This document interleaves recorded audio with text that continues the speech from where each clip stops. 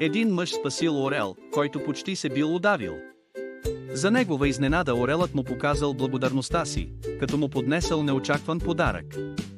Мъжът завел орела в болница за подробен преглед и помолил лекаря да оформи клюна и ногтите му, което било жизнено важно за оцеляването на птицата.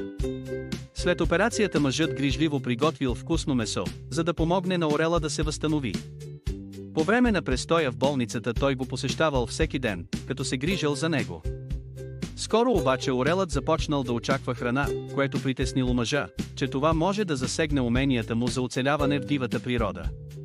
Затова мъжът взел решение да изведе орела навън за практика по ловуване.